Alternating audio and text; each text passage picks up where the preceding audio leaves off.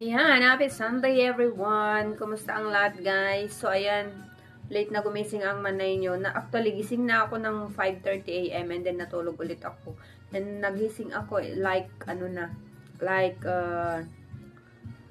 AM kanina. And may mga ginawa pa ako. Pero hindi pa ako bumangon. 9:30 yung alarm ko. Nag-alarm ako ng 9:30 kasi sabi ko matutulog ulit ako. At yun na nga. Nag-alarm ako pero nakatulog ulit ako. Ayan. So, kakain muna tayo ng breakfast. Actually, parang breakfast lunch na to. Hindi ako nagluto. May kanin pa kagabi na tira and then eto. Nag-prepare lang ako ng apple. Kasi every morning, kumakain ako ng apple. Tapos, may sobra pa kagabi na inon-on na tilapia. So, ito na yung kakainin ko and kakain ako ng rice.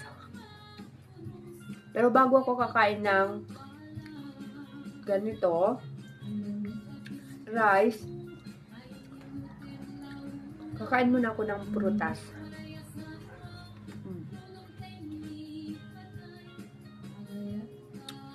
Nakikinig ako ng Ilocano, yung mga balse-balse ba?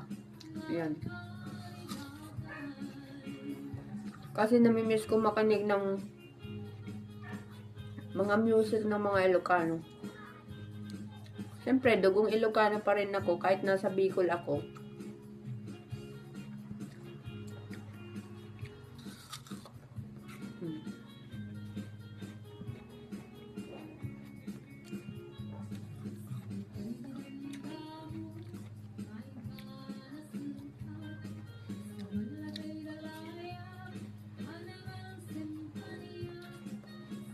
So, sana guys, by December. By January, magbalik na ulit yung yung magandang kitaan natin kay Facebook. Kasi ngayon talagang nagbaba yung mga income. Hindi naman isang tao lang affected. Actually, lahat naman ng content creators, even yung mga big content creators talaga ay affected din sila sa pagbaba ng income, ng earnings. Kaya, yun. Anyway, tuloy lang mga kapwa content creators. Sabi nga, sinimulan nyo na, huwag kayong susuko. Kasi nandito na tayo napakaswerte nga natin ng mga na-monetize na. Sobrang swerte natin kasi nga monetize na tayo. Ngayon may bagong criteria ang Facebook. Mas mahirap guys yung bagong criteria ngayon. Imagine mo, kailangan dapat may 10,000 followers ka. Dati hindi yun. Kaya napakaswerte ng mga nakasama at na-monetize ng walang 10k followers. Pero nakalagay na kasi doon na ang isang criteria is magkakaroon ka ng 10,000 followers. 'Di ba? Ang hirap. Ako nga hindi pa na yun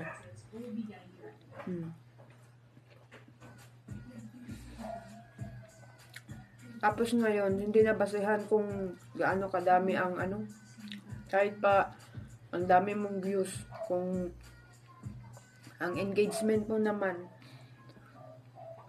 magaling na ngayon kasi may AI na hindi lang si algorithm, may AI na.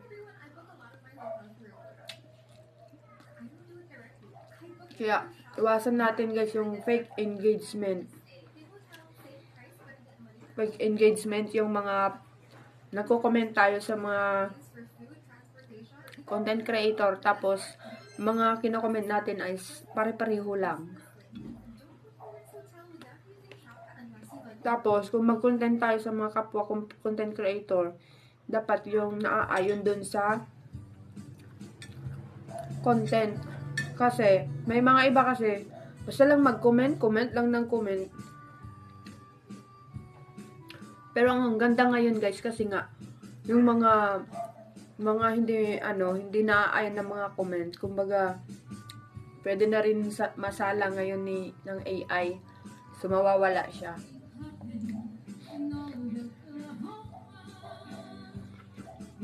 Pabago-bago kasi ang system. Kaya,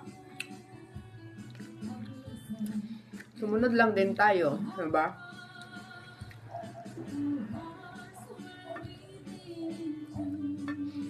Kaya malapit na ang Christmas, guys.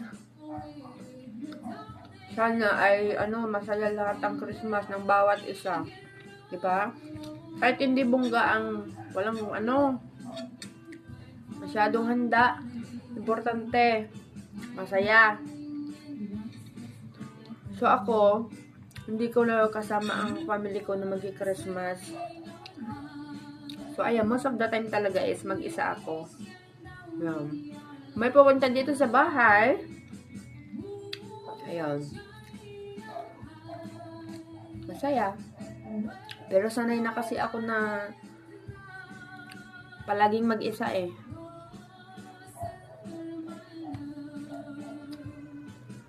Kaya okay lang yun.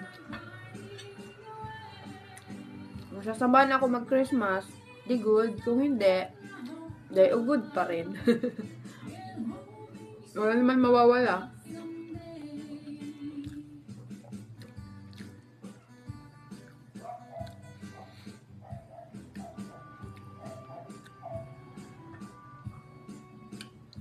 Kasi nasanay na ako na malayo sa parents ko. Bata pa lang ako, super na ako. Super ba yun? Napaka-independent ko na ba?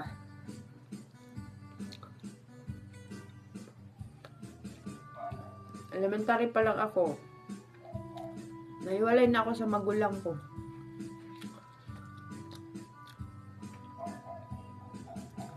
Doon ako sa lola ko nag-stay.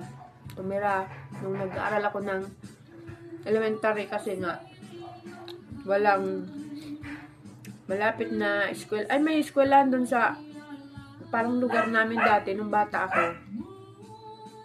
Kaso lang, kinder. Yun lang yun. Kaya dinala kami ng magulang namin doon sa ibang lugar kung saan nakatira yung mga lolo't lola ko. Yun yung place ng mother ko. Yun. So, ngayon, doon na nakatira yung magulang ko sa place ng mother ko kasi nga, binigyan ng mga lolo't lola ko lahat ng mga anak nila ng mga lupain. Tapos ngayon, yung mga pinamana din sa kila nanay sa side ng mother side ko. Malalawak yung mga lupain. Tapos ngayon, sinati-hati din sa amin magkakapatid. So, 4 kami magkakapatid. Parang like, tigwa 100 square meter kami binigay sa amin ng family ko. So, meron akong lupa sa Cagayan na naka-stack lang. Tapos yung mga kapatid ko, nagpatay na doon. Yung bunso namin ang pinakamalaki. Nag-iisang lalaki yung kapatid namin na lalaki.